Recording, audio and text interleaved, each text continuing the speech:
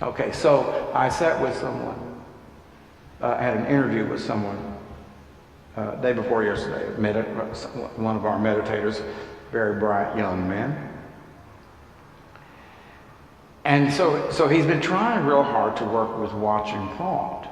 So that's been his assignment for a couple of months, watching thought. So he said, he looked at me, he said, okay, so he said, I closed the door of my office at work. He has a very, very intense job. He says, I closed he said, the most I can get is 5 minutes. And I really believe it. He says, and he's made his office, he's put a few little Zen things in there. It sounds lovely. So he says, I closed my door, and he can really focus on an object. He's pretty experienced. He said, okay, so he said, all right. So let's just say he's closed his eyes, he's walking along. So then suddenly comes the thought, oh God, what are we going to do at 3? We have this meeting at 3 p.m. and I'm not ready. Or whatever, right? It doesn't, or that contract. We don't have the contract ready. It's not ready, right?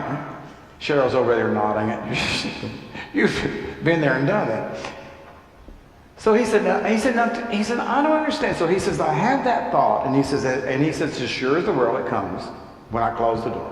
So he said, so then I'm supposed to then just say, oh, I just know that, right? Oh, that's just a thought. He says, isn't that what I'm supposed to do? And I said, no, that's not what you're supposed to do. So he was quite surprised. Are you surprised, Allison? You'll find out. He said, no. I mean, I said, whoever it was, was I speaking or he? Who was there? So I said, no, that's not what you're supposed to do. Because that was just a thought. It's just another thought. That's one thought speaking to another thought. Okay, Lisa? Is that too hard? You get that? In other words, right, you're sitting and you have a thought, and then immediately comes the thought, oh, that's a thought. It's just another thought. It's just an infinite regression of thoughts, right? Because then, just think about it. So you could be sitting there and you could say, oh my God, I'm not ready for this contract, and I've got to meet these people at 3 p.m. Often, then suddenly say, oh, that's just a thought. And then you could say, but then that's just a thought too.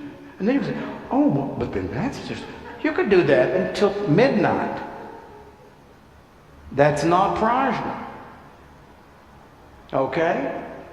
That's just thought talking to thought. That's all it is. And that's all the ego does. And it's the only way it stays alive is to talk to itself all day long. Right here I am sitting now. I'm right. Well, I'm having a hard sit today. Well, I'm having a good sit. Well, there's Wendy over there. Well, there's wonderful.